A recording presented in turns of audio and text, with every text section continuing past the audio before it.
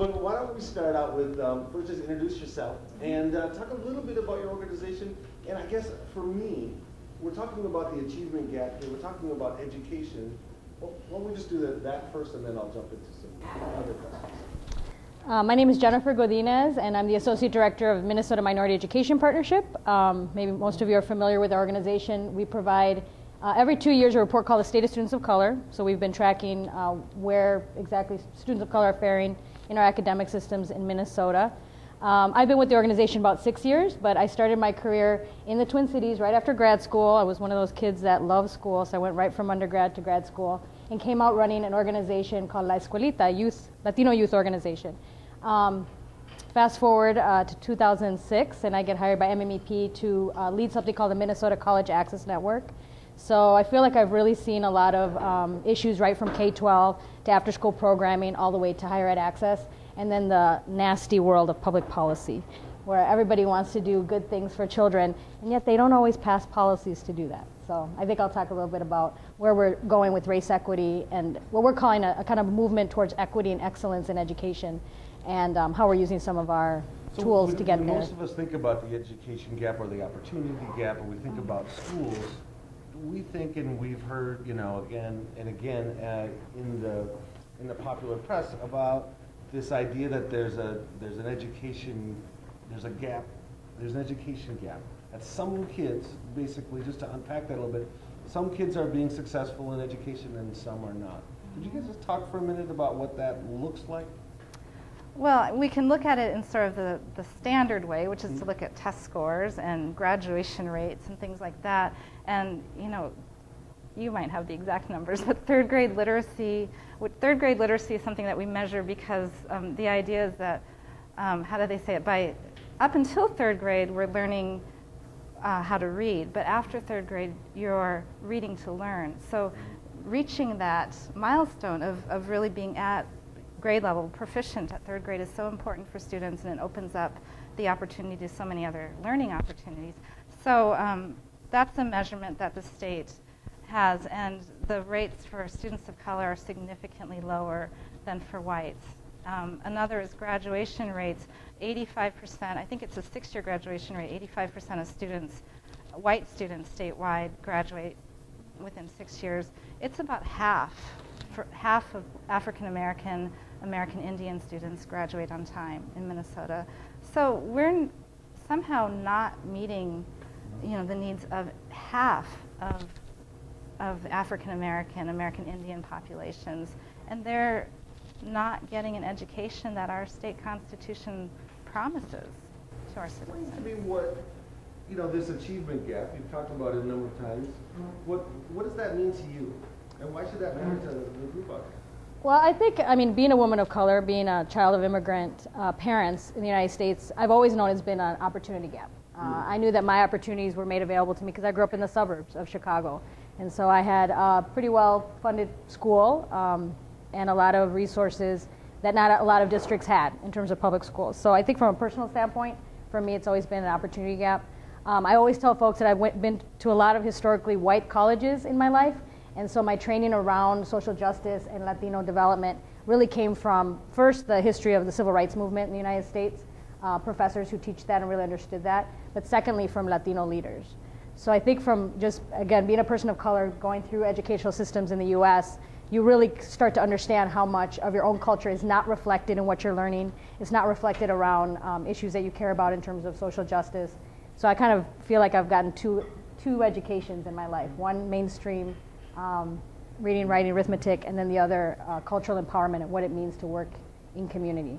And I think MMEP and also any organization I work with have always reflected those values. I've also worked at Hope Community, which I know reflect those values in terms of empowering people of color. So back to MMEP, one of the ways that we feel like we can tackle this issue of the opportunity gaps that exist is giving good information, giving research that you can highlight, why is it that we have overrepresentation of young men of color being suspended from school very early ages, from kindergarten. And yet if we saw that with the white population, parents would be in an uproar. So again, you can go through the whole continuum and start to see like, well, wait a minute, why is there this disparate impact based on gender, race, even bullying for LGBT youth or LGBT youth of color. the experiences that one has in the system is very different based on your race, class, and sexual orientation. And so that's part of what we're trying to unpack, but also kind of talk about what environments, what systems have actually improved those outcomes for children around the country and even around the globe. So you talk about it as different experiences, but actually there is, in society, we look at graduation rates, we look at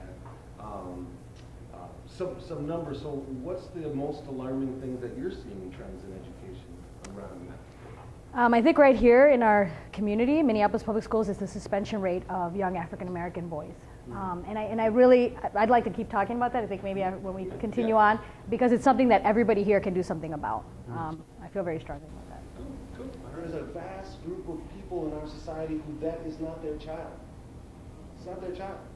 So having that 50% that we talk about, that doesn't graduate, well, that's not theirs. And if it's not theirs, then you can other that child or that person, and the expectations you have for them are very different than your own. And once that happens, we've lost something very important in our society.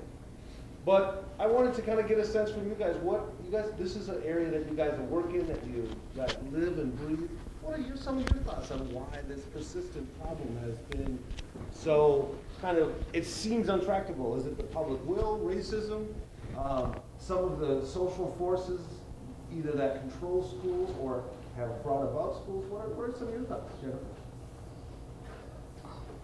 After the last week's conference, I want to be real honest in that I think, going back to, I'm just going to look at the suspension of African American young men, that we are all complicit to this problem. We all know who the school board members are. We know who the superintendent is. When 4,000 of the Minneapolis Public School students that were suspended, 3,000 of them were black children, and we can't say at a meeting, we need to fix this problem. You should not suspend children from education. You're in effect, you're saying, I want to remove them. I don't want to see them. They're not worth teaching. They're not humane. They have no dignity. The best example of a movement right now that's going on where the children themselves are saying, I do have dignity, is the DREAM Act. These are children who, by any rule of law, don't belong here. Right now, there are children in Alabama, in Birmingham, saying our families belong here, they're human, and we deserve dignity. And so I'm getting like frustrated because we sit at meetings with foundation leaders or others, and when we say 3,000 of the 4,000 children were black and suspended, literally I have people just with power not making different decisions. And I went right up to the Minneapolis Foundation president. I said, you want to fix this problem Monday? I mean, literally, this can be fixed Monday, which is that you end all suspensions. And we're having a follow-up meeting, actually, a few leaders with the superintendent about this issue. And I'm not saying that black leaders are quiet about this, but it is very different, going back to race. It's much different. I see the difference when a black leader raises this issue from a Latina or a white person raising this issue. You know, if it comes from the very community, it's like, oh, well, that's just, you know, they just keep talking about that. But if you're not in that community, then it's like, oh, well, yeah, that's disturbing. What psychology? And this is white liberals too. So, you know, I'm just going to say it very bluntly. We have a major issue when we can say it's life or death. Like you were just saying about, you know, what happens to a young man of color, and yet we go to our offices on Monday and everything's okay. You know, so I really encourage folks to pick up this One in Minneapolis report. In fact, the district called me to clarify that not all the children were being suspended. Some of them are just removed, Jennifer. They had to explain to me that some of them are not all suspended. And so, I mean, we can be, again, by next school year, this doesn't have to happen in our community. Right. So, and I think it's all of our fault. It's my fault. Well, my name is Vina Kay, and I'm the Director of Research and Policy at Organizing Apprenticeship Project. And I'm actually pretty new to the organization. I just started in July, but now I feel kind of old because I've been writing the legislative report card on racial equity, which is a document that OAP has put out for the last 5 years. This is the 6th one. And it's been a wonderful experience and a huge learning curve for me to figure out how to do it, how to tell the story of a legislative session, and how to connect issues across the board, you know, from education to criminal justice to economic equity, to American Indian communities' health, and try to paint the picture of how all of those opportunities are connected, and how not having access to those opportunities is also very much connected in our society. So that's what I've been doing the last several weeks, is working on the report card.